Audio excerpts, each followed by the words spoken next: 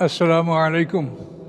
সম্মানিত সুধীমণ্ডলী, আজকে আমরা মেরাজ সম্পর্কে আলোচনা করব, যেহেতু এটা মেরাজ দিবস, মেরাজের মাস। সম্মানিত সুধী, মেরাজের বিষয়টা এটা পৃথিবীর বুকে সবচাইতে আশ্চর্যজনক বিষয়।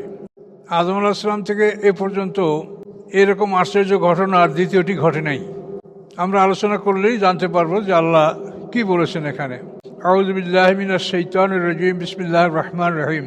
সুবহানাল্লাযী আসরা বিআবদিহি লাইলাম মিনাল মাসজিদিল হারামি ইলাল মাসজিদিল আকসা আল্লাযী বারাকনা হাওলাহু লিনুরিয়াহু মিন আয়াতিনা ইন্নাহু হুয়াস সামিউল বাসীর। পবিত্রতা সেই আল্লাহর, যিনি তার বান্দাকে রাতের একাংশে মসজিদে হারাম থেকে দূরবর্তী মসজিদে নিয়ে গেলেন। মসজিদে হারাম হলো মক্কা ঘর, কাবা ঘর, আর মসজিদে আকসা দূরবর্তী মসজিদ হচ্ছে বাইতুল মুকাদ্দাস। এই বাইতুল মুকাদ্দাস, বাইত মানে ঘর, মুকাদ্দাস মানে পবিত্র। এই বাইতুল মুকাদ্দাস, এই অঞ্চলটাকে আল্লাহ তাআলা কোরআনে আরদে মুকাদ্দাস বলেছেন, পবিত্র ভূমি। তার কারণ এখানে বহু নবী রাসূলদের আবির্ভাব ঘটেছে এই অঞ্চলে। ইব্রাহিম আলাইহিস সালামের ছেলে ইসহাক আলাইহিস সালাম, তারপরে তার ছেলে ইয়াকুব আলাইহিস সালাম, এখান থেকে আরম্ভ করে বনী ইসরাঈলদের ঈসা আলাইহিস সালাম পর্যন্ত যত নবী রাসূল আসছেন সব এই বাইতুল মুকাদ্দাস অঞ্চলে আসছেন। তো এই নবী রাসূলদের পদাচরণের কারণে আল্লাহ তাআলা এই জমিনটাকেই পবিত্র জমিন হিসাবে ঘোষণা করেছেন, যে পবিত্র জমিন। তো আল্লাহ বলেন তার বান্দা মুহাম্মদ সাল্লাল্লাহু আলাইহি ওয়াসাল্লামকে তিনি রাতের একাংশে মসজিদে হারাম থেকে দূরবর্তী মসজিদে নিয়ে গেলেন, মসজিদে আকসা, বাইতুল মুকাদ্দাস। আল্লাযী বারাকনা হাওলু, সে মসজিদ এমন একটি স্থানে যে যার চারপাশে আমি বরকত দান করেছি। তো আমি আমার বান্দাকে সেখানে কেন নিয়ে গেলাম? আল্লাহ বলেন লিনুরিয়াহু মিন আয়াতিনা, যাতে আমি তাকে আমার কতগুলি নিদর্শন দেখাতে পারি। ইন্নাহু হুয়াস সামিউল বাসীর, নিশ্চয়ই আল্লাহ তাআলা তিনি সব কিছু শ্রবণকারী এবং সব কিছুর দর্শক। তো আল্লাহ তাআলা তার রাসূলকে কিছু নিদর্শন দেখানোর জন্য মসজিদে হারাম থেকে রজব মাসের 7 তারিখ রাত্রে মসজিদে হারাম থেকে তাকে বাইতুল মুকাদ্দাস নিয়ে গেলেন। মসজিদে হারাম থেকে বাইতুল মুকাদ্দাসের দূরত্ব হল 40 মঞ্জিল, অর্থাৎ সাধারণ সওয়ারির পরে ঘোড়া বা উঠে বা পদব্রজে গেলে 40 দিনের রাস্তা, 40টা মঞ্জিল। 16 মাইল 1 মঞ্জিল, তো এর 40 মঞ্জিল। তো অ্যারাবিয়ান মাইল কিন্তু আমাদের এই খ্রিস্টান মাইল না, অ্যারাবিয়ান মাইল হলো 4000 গজে মাইল। খ্রিস্টানদের মাইল হলো 1760 গজে মাইল, আর এখন হলো মিটার, 1000 মিটারে 1 কিলোমিটার। কিন্তু এই যে কোরআনে যে সফরের কথা বলা আছে, তো সেখানে কিন্তু এই মাইলটা হচ্ছে অ্যারাবিয়ান মাইল, আরব দেশের মাইল। সেখানে 4000 গজে মাইল অথবা 12000 কদমে 1 মাইল। এটা আপনারা সূরা নিসার মধ্যে এটা পাবেন, যেখানে সফরের কথা বলা আছে, সেখানে এই কথাগুলি বলা আছে হাসিয়ার মধ্যে, যে অ্যারাবিয়ান মাইল হলো 4000 গজে মাইল। তো এই মাইলে 16 মাইলে 1 মঞ্জিল, এবং 3 মঞ্জিল দূরে সফরের নিয়াত করলে মানুষ মুসাফির হবে। সম্মানিত সুধী, এখানে এই আশ্চর্য বিষয় যে পৃথিবীতে এমন কোনো ঘটনা ইতিপূর্বে বা আজ পর্যন্ত এই মেরাজ ছাড়া ঘটে নাই, যে আল্লাহ তাআলা একই রাত্রে তার একজন বান্দাকে মসজিদে হারাম থেকে মসজিদে আকসায় নিয়ে গেছেন। সেখানেই তার যাত্রা সমাপ্ত নয়, সেখান থেকে আল্লাহ তাআলা তাকে সিদরাতুল মুনতাহা পর্যন্ত সফর করিয়েছেন। সূরা নাজমের মধ্যে আছে ওয়ালাকাদ রাহু নাজলাতান উখরা ইনদা সিদরাতুল মুনতাহা। মুহাম্মদ সাল্লাল্লাহু আলাইহি ওয়াসাল্লাম জিবরিল আমিনকে আর একবার দেখেছেন সিদরাতুল মুনতাহার কাছে। জিবরিল আমিনকে আল্লাহ রসুল প্রথম দেখেছেন আরাফাত প্রান্তরে, পৃথিবীর বুকে। আল্লাহ রসুল জিবরিল আমিনকে অনুরোধ করেছেন যে আপনাকে আমি একটু সশরীরে দেখতে চাই। তো জিবরিল আমিন বলছেন যে এটা আপনার পক্ষে অসম্ভব ব্যাপার হবে। তারপর আল্লাহ রসুল অনুরোধ করেন যে হ্যাঁ, আমি একটু আপনাকে দেখবো। তখন জিবরিল আমিন বলেন কোনখানে দেখবেন? তা আল্লাহ রসুল বলেন তানিমে, মক্কার উত্তর দিকে তানিম, মক্কা ঘর হেরেমের তানিমে। তো বলেন যে না, ওই জায়গায় পোষাবে না। তারপর আল্লাহ রসুল বললেন যে হেরা গুহায়, হেরা পর্বতে আপনি দর্শন দেন, না এখানেও হবে না। তাহলে কোথায়? তাহলে আরাফাতে। এবার জিবরিল আমিন বললেন যে আরাফাতে হতে পারে। তখন আরাফাত ময়দানের উঁচু দিগন্তে, যেটা কোরআনের ভাষা, তো আরাফাত ময়দানের উঁচু দিগন্তে জিবরিল আমিন যখন আত্মপ্রকাশ করতে শুরু করলেন, তখন একটা চরচর ঝরঝর শব্দ হতে লাগলো এবং তিনি তার 600 পাখা, এই পাখাগুলি যখন মেললেন তখন সমস্ত দিগন্ত অন্ধকার হয়ে গেল, সূর্যের আলো দেখা যাচ্ছে না, এবং আল্লাহ রসুল তাকে দেখে বেহুশ হয়ে পড়ে গেলেন। অতঃপর জিবরিল আমিন আবার স্বাভাবিক অবস্থায় ফিরে এসে মানুষের বেশে আল্লাহ রসুলকে আলিঙ্গন করলেন, আদর করলেন এবং তার স্বাভাবিক অবস্থা ফিরে আসলো। তো জিবরিল আমিনকে এ হলো প্রথম দেখা। আর দ্বিতীয় দেখা হলো ওয়ালাকাদ রাহু নাজলাতান উখরা ইনদা সিদরাতুল মুনতাহা। সিদরাতুল মুনতাহা হলো সপ্ত আকাশের উপরে। সিদরুল শব্দের অর্থ বড়ই গাছ, কুল গাছ। মুনতাহা মানে শেষ সীমানা, মানে ফেরেশতাদের যাতায়াতের ওইটার শেষ সীমানা। ফেরেশতারা ওর সামনে আর যেতে পারে না। এই সিদরাতুল মুনতাহার পরই আল্লাহর আরও শেষ সীমানা, সিংহাসন আল্লাহর, ওখানেই ফেরেশতাদের যাত্রার সমাপ্তি। এই জন্য ওই স্থানটাকে বলা হয় সিদরাতুল মুনতাহা, শেষ সীমানার কুল গাছ, বড়ই গাছ। আল্লাহ তাআলা কোরআনে স্পষ্ট বলেছেন ওয়ালাকাদ রাহু নাজলাতান উখরা ইনদা সিদরাতুল মুনতাহা। আল্লাহ রাসূল আরও একবার জিবরিল আমিনকে দেখেছেন সিদরাতুল মুনতাহায়। তাহলে এখন একই রাত্রে মক্কা থেকে বাইতুল মুকাদ্দাস এবং সেখান থেকে সপ্ত আকাশ পাড়ি দিয়ে সিদরাতুল মুনতাহা পর্যন্ত আল্লাহ রসুলের সফর, এটা কোরআন দ্বারা প্রমাণিত। এইরকম আশ্চর্য বিষয় পৃথিবীতে ইতিপূর্বেও ঘটে নাই, আজ পর্যন্ত ঘটে নাই, আর ঘটবে কিনা ঘটার মনে হয় যে সম্ভাবনাও নাই। তার কারণ আমাদের বিজ্ঞানীরা, পৃথিবীর উন্নত দেশের বিজ্ঞানীরা, তারা হয়তো চাঁদে গেছে, চাঁদ থেকে মঙ্গলে গেছে, এই পর্যন্ত যাইয়েই তারা সাবাস খুব গেছে। আর আমাদের রাসূল সাল্লাল্লাহু আলাইহি ওয়াসাল্লাম তিনি সপ্ত আকাশের উপরে সিদরাতুল মুনতাহা সেখান পর্যন্ত গেছে, এটা কোরআন বলছে, এটা আমাদের কারো মুখের কথা না। তাহলে এই ঘটনাটা বিশ্বের সবচেয়ে যে আশ্চর্য ঘটনা, এবং এটা আল্লাহই সংগঠিত করেছেন, এটা কোনো মানুষের পক্ষে এটা করা সম্ভব নয়। এবং আল্লাহ তাআলা এভাবে তার রসুলকে শ্রেষ্ঠত্ব দান করেছেন। সকল নবী রসুলদেরই মেরাজ হয়েছে, কিন্তু সেই মেরাজগুলি মুসা আলাইহিস সালাম তুর পাড়ে বসে আল্লাহর দিদার, আল্লাহর সাথে কথোপকথন হয়েছে।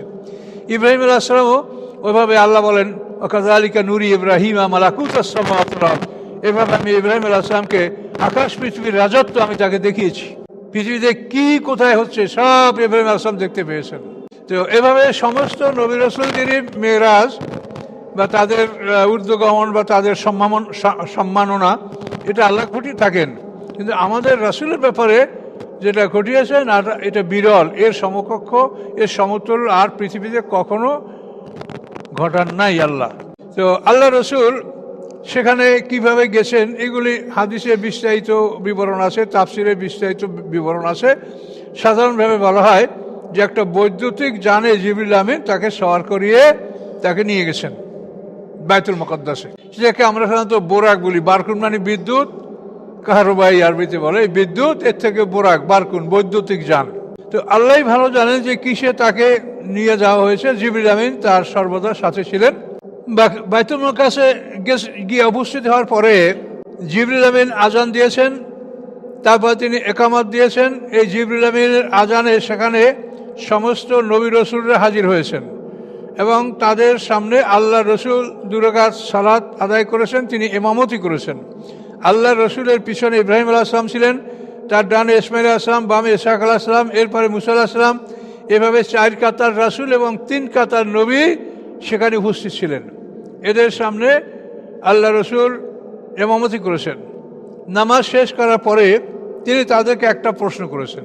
প্রশ্নটা ছিল এই যে আল্লাহ তাআলা যে প্রশ্নটা রাসূলকে করতে বলেছেন, আল্লাহ বলেছেন ওয়াসআল মান কাদ আরসালনা ক্বাবলাকা মির রুসুলিনা আজআলনা মিন দুনির রহমানি আলিহাতান ইয়াবুদুন।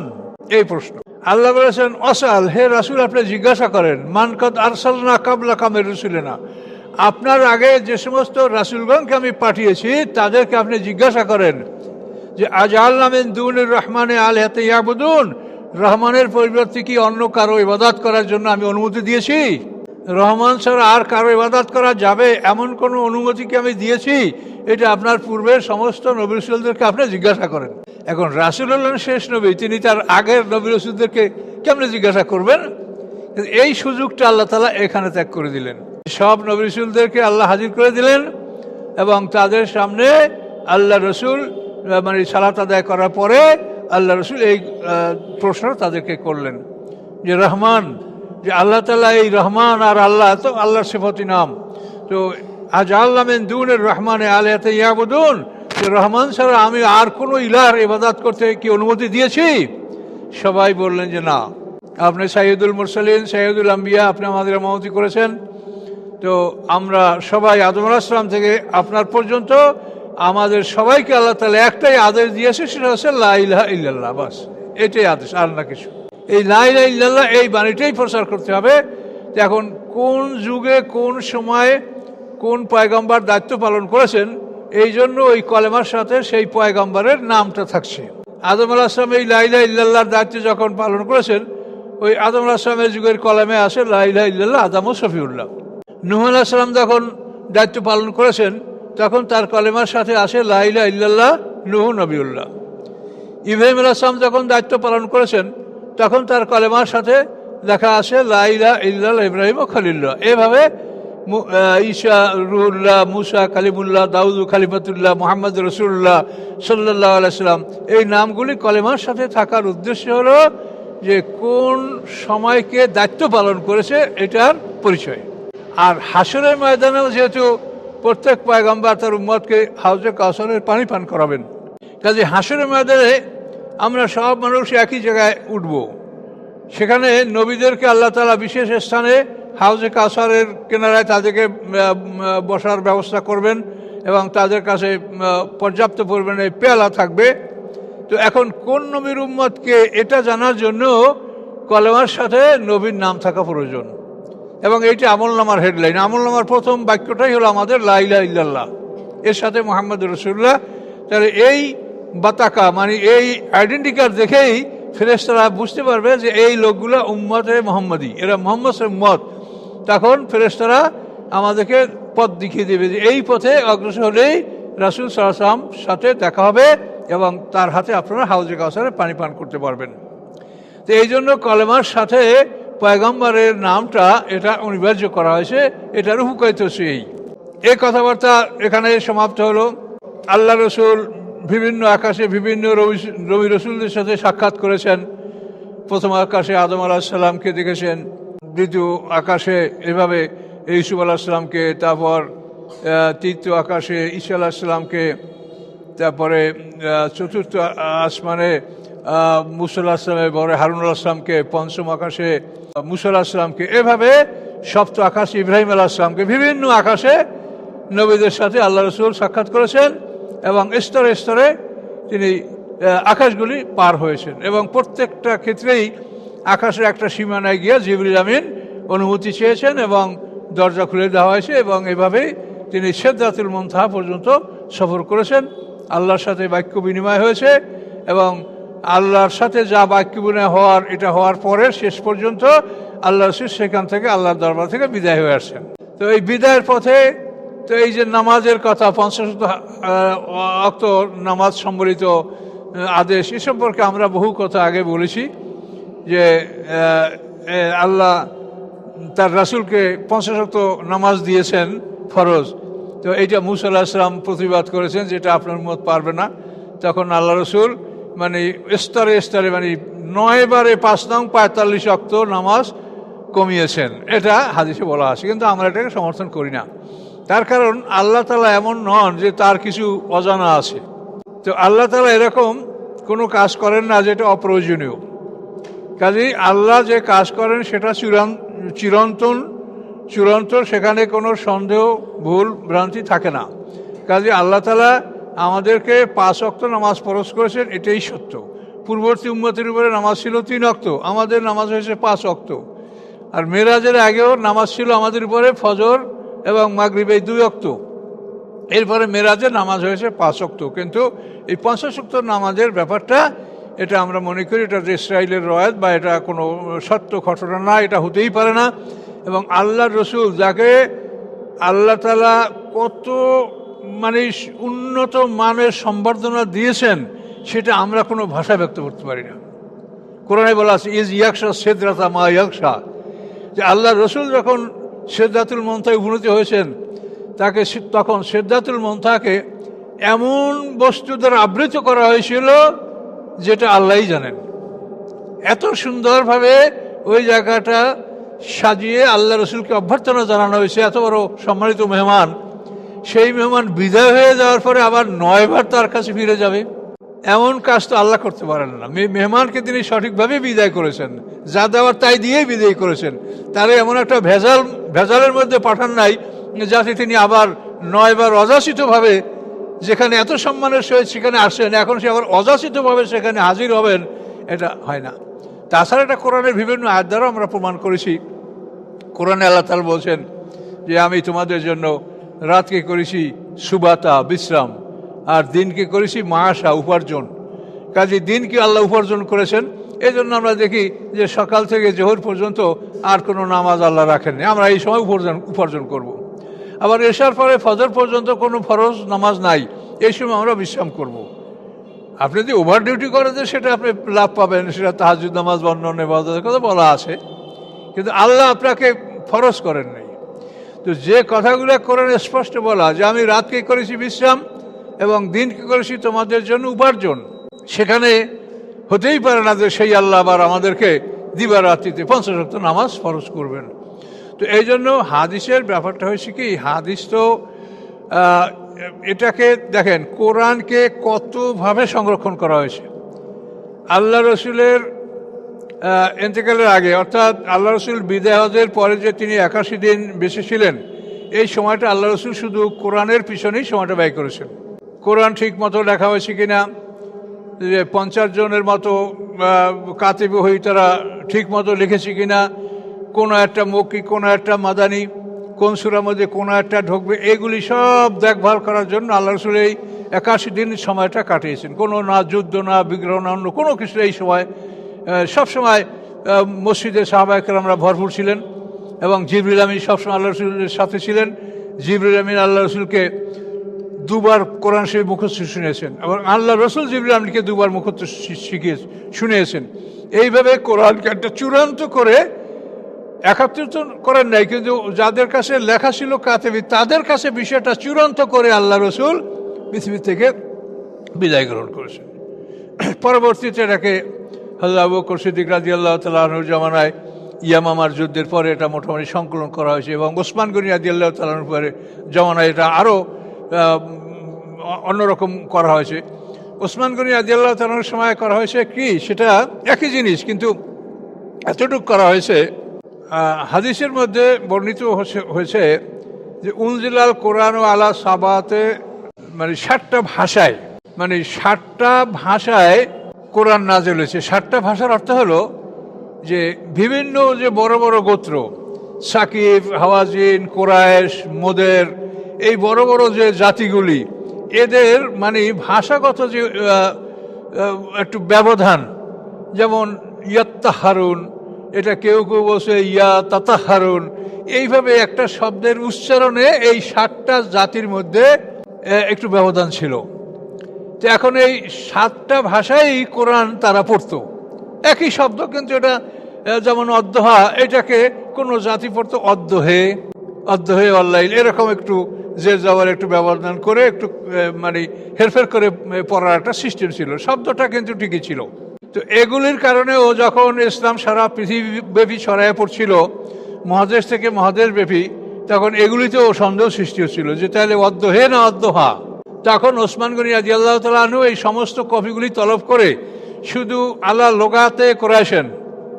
এই 60টা লোগাতে যে কোরআন নাযিল হয়েছে, এটা সব অন্য অন্য শব্দগুলির ক্যান্সেল করে শুধু কোরাইশরা কি উচ্চারণ করে, এই শুধু কোরাইশদের উচ্চারণটা রাখা হয়েছে, অন্য উচ্চারণগুলি রহিত করা হয়েছে। ওসমান গনি এতটুকু কাজ করেছেন। তো এই জন্য কিন্তু যারা সমালোচক, তারা অনেক সমালোচনা করে যে ওসমান গনি কোরআন পুরায় আছে, তে মুখ করছে, মুখ করছে, কিন্তু সে কাজটা এতটুকুই করছে যে উনজিলার কোরআন আলা সাবাতে আবহুর, মানে আহরুফেন, 60টা হরফ, অর্থাৎ 60টা লোগাতে, মানে 60টা আঞ্চলিক ভাষায় যে কোরআনের কোনো কোনো শব্দগুলি উচ্চারণ করার বৈধতা ছিল, ওসমান গনি রাদিয়াল্লাহু তাআলা আনহু এটাকে সব বাতিল করে দিয়ে শুধু কোরাইশরা কি উচ্চারণ করছে এটাই রাখা হয়েছে। তো এখন আমাদের কাছে যে কোরআন উচ্চারণটা আছে, একই উচ্চারণ, এটা কোরাইশদের উচ্চারণ। তো সম্মানিত সুধী, আল্লাহ রসুল এই কোরআন তিনি এভাবে সুরক্ষা সংরক্ষণ করার ব্যবস্থা করেছেন। এরপরে সূরা হিজরে 9 নম্বর আয়াতে আল্লাহ স্পষ্ট বলেছেন, ইন্না নাহনু নাজ্জালনা যিকরা ওয়া ইন্না লাহু লাহাফিজুন, নিশ্চয়ই আমি এই কোরআন নাজিল করেছি এবং নিশ্চয়ই আমি কোরআনের হেফাজতকারী। তো যেখানে আল্লাহ স্বয়ং বলছেন যে আমি কোরআনের হেফাজতকারী, সেখানে কোরআনের মধ্যে কোনো হেরফের হওয়া বা শয়তানের কিছু প্রবেশ এটা সম্ভব নয়। তারপরও কিন্তু কোরআনের সূরা হজের মধ্যে বলছে আশ্চর্য কথা, আল্লাহ বলছেন ওমা আরসালনামিন নবিয়্যিন ওয়ালা রাসূলিন ইল্লা যা তামান্না আলকা শাইতানু ফি উমনিয়াতিহি। আল্লাহ বলেন আমি পাঠাইনি কোনো নবী, পাঠাইনি কোনো রসুল এই অবস্থা ছাড়া যে তাদের পাঠের সাথে শয়তানও কিছু পাঠ করত, কিন্তু আমি শয়তানের পাঠকে রহিত করে আমার আয়াতকে আমি প্রতিষ্ঠিত করে দিয়েছি। তো এখন আল্লাহর কোরআন পাঠের সাথে আল্লাহর ওহী অন্যান্য আসমানি কিতাব পাঠ করার সাথে শয়তান সেখানে তাদের পাঠ মিশিয়ে দেওয়ার চেষ্টা করছে। আমাদের রসুল সাথে সূরা নাজমের সাথে করেছে, বিরাট ঘটনা আছে। তাহলে দেখা যায় যে শয়তান এভাবে মানে ওহীকে এলোমেলো করার জন্য সে মারাত্মক চেষ্টা করেছে। কিন্তু এগুলি তো ওহীর ক্ষেত্রে আল্লাহ বলেছেন যে আমার ওহীর মধ্যে শয়তান এরকম কিছু করতে লাগলে আমি সেটাকে রহিত করে দিয়ে আমার ওহীটাকে আমি প্রতিষ্ঠিত করে দিয়েছি। কিন্তু হাদিসের ব্যাপারে তো এগুলো বলা হয় নাই, আর হাদিসের ব্যাপারে তো এরকম সংরক্ষণের ব্যবস্থা করা হয় নাই। এটা রাসূল সাল্লাল্লাহু আলাইহি ওয়াসাল্লাম যদি লিখে দিয়ে যাইতেন যে এটা আমি লিখছি তোমরা সংরক্ষণ করো, তাহলে একটা গ্যারান্টি থাকতো, তাও তিনি করেন নাই। সাহাবীরাও লেখেন নাই, তাবিঈনরাও লেখেন নাই। এখন রাসূল, সাহাবী, তাবিঈন এদের পরে 233 হিজরিতে এই বুখারী শরীফ লেখা হয়েছে। কারণ এই জন্য এই কিতাবগুলির মধ্যে যেমন আল্লাহর রাসূলের কথা আছে, তেমন অনেক বাজে কথা, জাল কথাও আছে। সেটা যদি আমরা নির্ণয় করতে না পারি তাহলে আমরাই বিপদগ্রস্ত হব। এই জন্য কোরআন এর মধ্যে কোনো সন্দেহ নাই, কিন্তু হাদিস তো আর লড়াই ব্যাপী না, এটা আপনাকে যাচাই বাছাই করতে হবে, কোরআনের সাথে মিলিয়ে দেখতে হবে যে কথাগুলো ঠিক আছে কিনা। আর কোরআনের সাথে মিলানো ছাড়া অন্য কোনো উপায় আমরা যাচাই বাছাই করতে পারবো না, অন্য কোনো উপায় এগুলি সঠিক উপায় হবে না। তো এই জন্য হাদিসের যে কথাগুলি আসে, যে অনেক হাদিস, এজন্য আমাদের দিনের কোনো ক্ষতি হচ্ছে না। আমাদের যে ইসলামের অবকাঠামো বা আমাদের দিনের যে স্ট্রাকচার, আমরা যে শরিয়াতের ফরজ, ওয়াজিব, সুন্নাত, মুস্তাহাব, এ ব্যাপারে কোনো ব্যাপারে আমাদের কোনো ব্যবধান হচ্ছে না। হচ্ছে কি, এই জাল হাদিসগুলির মাধ্যমে আমাদের মধ্যে অতি গোপনের শিরক ঢুকিয়ে দেওয়া হচ্ছে। এটা কিন্তু খুব গভীরভাবে গবেষণা না করলে এটা আপনার ধরা পড়বে না। আমরাও প্রথম জীবনে এগুলো বুঝি না, আমাদের প্রথম জীবনের আলোচনায় লেখায় অনেক ভুলভ্রান্তি আছে, আমরা তখন এগুলো বুঝি নাই যে এই জাল হাদিসগুলোর মধ্যে কি ক্ষতি আছে। তো যাই হোক, সেগুলো আমি আলাদা পর্বে আপনাদের সামনে আলোচনা করব বা ইউটিউবে দেবো, আপনারা দেখতে পারবেন। তো এখন এই মেরাজ সম্পর্কে সংক্ষিপ্ত কথা, যে এই মেরাজ থেকে আল্লাহ রসুল একই রাত্রে জান্নাত জাহান্নাম সফর, কারা জান্নাতে যাবে, কারা জাহান্নামে যাবে, যারা এখনো জন্মগ্রহণ করে নাই তারা কে কোথায় যাবে, আল্লাহ তাআলা সব তার রাসূলকে দেখিয়েছেন। এটা আল্লাহর স্পেশাল কুদরত, স্পেশাল পাওয়ার। তো এভাবে সব কিছু, জান্নাত জাহান্নাম সব কিছু দেখেছেন। অমর ইবনে লুহা, যে আরব দেশে প্রথম পাথরের মূর্তি আমদানি করেছিল, সে কিভাবে আগুনে জ্বলছে আল্লাহ রসুল তাকে দেখেছেন। কেদার বিন সালেব, যে সালেহ আসলামের রুটের পা কেটেছিল, সে কিভাবে আগুনের শাস্তি পাচ্ছে আল্লাহ রসুল তা দেখেছেন এবং বর্ণনা করেছেন। নারীদের সম্পর্কে আল্লাহ রসুল একটু আফসোস করে বলেছেন, ইয়া মাশার নেশা উরিতু আকসারা কুন্না ফিন্নার, হে নারীগণ, তোমাদের অধিকাংশ আমি জাহান্নামে দেখে আসি। এখন এটা আমরা, আমার মা, আমার বোন, আমার মেয়ে, এভাবেই তো তারা, নারীরা তো অন্য কেউ না, কাজেই তারা জাহান্নামে আল্লাহ রসুল দেখেন, এটা তো আমার জন্য দুঃখজনক ব্যাপার। তো এটার কারণ হলো যে নারীদের ব্যাপারে শরীয়তের যে ব্যাপারে গাফলতি এটা বেশি। এবং আল্লাহ রসুল উল্লেখ করছেন ওই হাদিসে যে তোমরা মানে তোমাদের মধ্যে আর কি যে আল্লাহর শুকরিয়া, এইটার অভাব। নারীদের মধ্যে আল্লাহর দরবারে শুকরিয়া আদায় করা, মানে স্বামীর প্রতি তারা সন্তুষ্ট হতে পারে না। তাকফুরুনাল আশি তুকাফিরুনাল লায়না, আল্লাহ সেই কথাগুলি বলেছেন যে তারা স্বামীর অবাধ্য হয়, স্বামীর কাজে কর্মে তারা সন্তুষ্টি প্রকাশ করে না। দেখেন, পুরুষরা সংসার চালানোর জন্য সমুদ্রে ঝাঁপ দিয়ে জীবন হারাচ্ছে, হাজার হাজার মানুষ সমুদ্রে ঝাঁপিয়ে পড়ে জীবন হারাচ্ছে পুরুষরা ছেলে মেয়ে স্ত্রীকে খাবার দেওয়ার জন্য। কিন্তু নারীর এত বড় ঝুঁকির মধ্যে তারা পড়ে না, আর যদি তারা পরে তো ইচ্ছা করতে পারে, আল্লাহ তাদেরকে ঝুঁকির মধ্যে রাখেননি। কিন্তু তারপরেও নারীদের মধ্যে কৃতজ্ঞতার অভাব পাওয়া যায়। এ ব্যাপারে বহু কথা আপনারা শুনেছেন যে নারীর আসলে জান্নাতে তৈরি হয়েছে। আদম আলাইহিস সালাম এই পৃথিবীকে মাটিতে তাকে সৃষ্টি করা হয়েছে, আর মা হাওয়াকে সৃষ্টি করা হয়েছে জান্নাতে। এই জান্নাতি সৃষ্টি হওয়ার কারণেই নারীদের মনের চাহিদার অত্যন্ত বেশি, খুব ব্যাপক চাহিদা। তাদের চাহিদার কোনো ঘাটতি নেই। আপনি যত কিছু করেন আপনি তাদেরকে থামাতে পারবেন না। আপনি আজ ৳1,00,000 বাজার করবেন, কাইল আবার 50,000 লিস্ট দেবে, এইটা লাগবে। আপনি দেখবেন যেটা না হইলেও হয়, কিন্তু সে বলবে এটা লাগবে, তা নইলে আপনার সাথে মনোমালিন্য। তো এই জন্য বিষয়গুলি আল্লাহ রসুল মেরাজে এভাবে দেখেছেন, এবং খুব মারাত্মক বিষয়গুলি আল্লাহ রসুল দেখেছেন। তো একটা আপনাদেরকে বলি, আল্লাহ রসুল এক জায়গায় দেখেছেন যে ভুনাগ্রস্ত এবং তার পাশেই পচাগ্রস্ত। তো সেখানে দেখা যাচ্ছে একদল মানুষ ওই ভুনাগ্রস্ত খাচ্ছে না, পচাগ্রস্তগুলো মুখ দিয়ে খাচ্ছে। আল্লাহ রসুল জিবরাইল আমিনকে জিজ্ঞাসা করলেন যে এদের কি অবস্থা, এরা ভুনাগ্রস্ত খাচ্ছে না, পচাগ্রস্ত খাচ্ছে কেন? তখন জিবরাইল আমিন বললেন যে এই পুরুষগুলি পৃথিবীতে অবৈধ ভালোবাসা করেছে, স্ত্রীর সাথে ঝগড়াঝাঁটি মারামারি করেছে, আর অবৈধ ভালোবাসা করেছে। কোথায় ভাবি, কোথায় পাশের বাড়ির ভাবি, কোথায় খালাতো বোন, মামাতো বোন, এইসব নিয়ে তারা পৃথিবীতে ব্যস্ত ছিল, স্ত্রীর সাথে মারামারি ঝগড়াঝাঁটি করেছে। এই জন্য তারা ওই ভুনা গোশত খেতে পারছে না, পচা গোশত খাচ্ছে। তাহলে এই কথাটা আমি অনেক কথার মধ্যে এই জন্য বলছি যে আপনারা এইটা আপনার মনের মধ্যে সবসময় হাজির রাখবেন। একটা সুন্দরী নারী, তাকে যদি আপনি নজরে পড়ে, তখনই আপনি মনে করবেন যে এই হলো সেই পচা গোশত। এর দিক তাকানো মানেই হলো আমার সামনে হালাল গোশত, ভুনা গোশতের পরিবর্তে পচা গোশত। কাজে এই জন্য এই যে নারীরা পৃথিবীটাকে যারা ধ্বংস করছে, পৃথিবীর মধ্যে যারা সবচাইতে দোজগের কাজগুলো যারা করছে, এরাই পৃথিবীর সবচেয়ে সুন্দর নারী। কি যারা জাহান্নামের জন্য আমাদেরকে প্রস্তুত করছে, তারাই সবচেয়ে সুন্দর। আর আল্লাহ রসুল দেখেছেন যে তারা পচাগ্রস্ত। কাজে এই জন্য এই বিষয়গুলি আল্লাহ রসুলের কথার থেকে আমাদের অনেক কিছু শেখার আছে। তো আল্লাহ রসুল এই জান্নাত জাহান্নাম সফর করেছেন। এই সব কিছু দেখার পরে আল্লাহ রসুলকে আবার জিবরিল আমিন আবার সেই মক্কায়, সেই মসজিদে হারামে যেখান থেকে তিনি গেছেন সেখানে তাকে পৌঁছিয়ে দিয়েছেন। আল্লাহ রসুল এসে দেখেন যে তিনি এখানে উজু করেছেন, পানিটা এখনও গড়াচ্ছে। তিনি যে দরজা খুলে বের হয়েছেন, দরজার কড়াটা এখনও নড়ছে। তো এই ঘটনা আল্লাহ রসুল হাদিসে বলেছেন, কিন্তু এটাকে আমরা সমর্থন করছি। কেন করছি? যে আল্লাহ তাআলা যখন আমাদের রাসূলের মেরাজ শুরু করেছেন, তখন পৃথিবীর অন্যান্য যে ফেসগুলা, এগুলো অফ রাখছেন আল্লাহ। এটা আপনি দেখেন, আপনারা তো বিদ্যুতের বা এই ইলেকট্রনিক জগৎ বোঝেন যে একটা ফেস অফ করি আর একটা ফেস চালু রাখা যেতে পারে। তো আল্লাহ তাআলা তারা এই যে মহাবিশ্ব, মহাজগৎ, তা প্যারালাল ইউনিভার্স, এইটা চালানোর জন্য আল্লাহর যে গতি, যেভাবে তিনি এটা চালান চন্দ্র সূর্য বা অন্য কিছুর মাধ্যমে, তো আল্লাহ রসুলের মেরাজ শুরু হওয়ার পরে এটা সব স্থগিত করে রেখেছেন।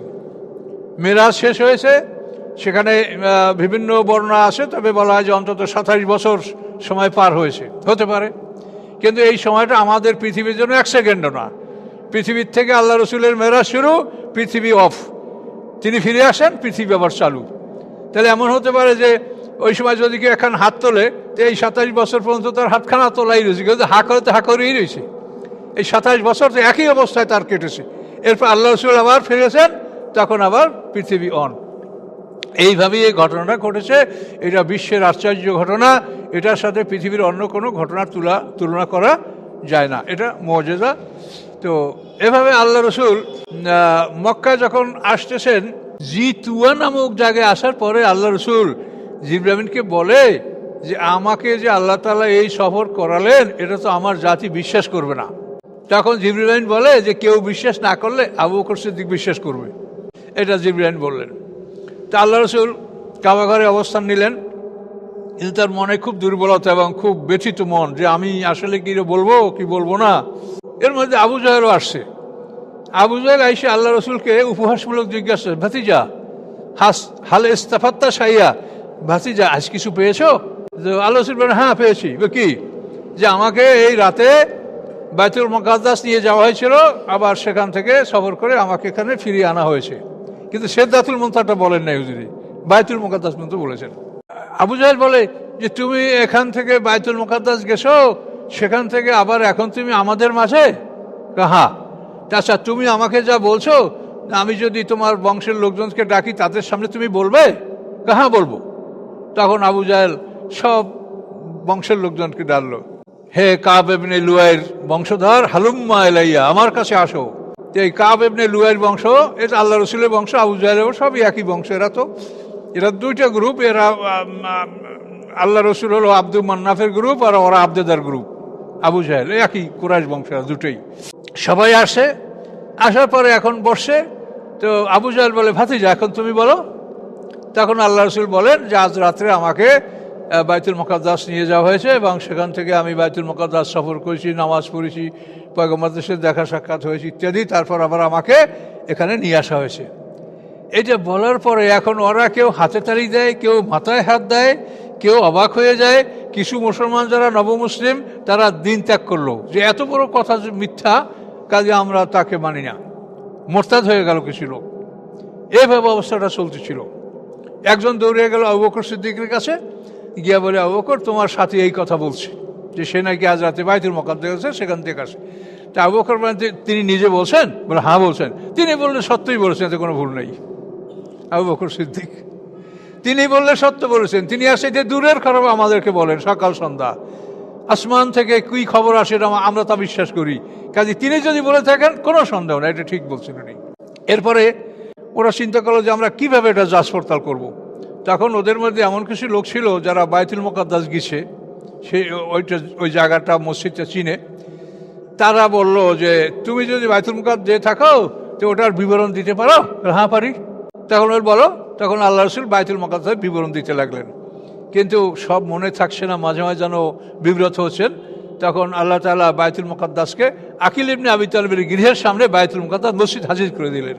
তো আল্লাহ রসুল বলেন, আমি দেখে দেখে বাইতুল মুকাদ্দাসের বিবরণ দিচ্ছিলাম এবং আমার বিবরণ শুনে ওরা সবাই বলল যে হ্যাঁ, বিবরণ ঠিকই দিয়েছে। এতটুকু আপনারা জানবেন যে এই মেরাজ এটা বিশ্বের সবচেয়ে আশ্চর্য ঘটনা। পৃথিবী এখন পর্যন্ত যতখানি অগ্রসর হয়েছে তাতে কোনোভাবেই তারা মেরাজের সমকক্ষ ধারে কাছেও তারা কিছু যেতে পারে নাই। আল্লাহ রসুলকে আল্লাহ তাআলা এই সম্মান দান করেছেন। তিনি আমাদের রসুল, আমরা তার উম্মত। কাজেই তার আনুগত্য করার জন্য আল্লাহ তাআলা কোরআনে 40 বার আদেশ করেছেন যে রাসূলের আনুগত্য করতে হবে। কাজেই আমরা যেন রাসূলের আনুগত্য করি এবং এটা যেন অনুসন্ধান করে জেনে শুনে আমরা আমল করার চেষ্টা করি।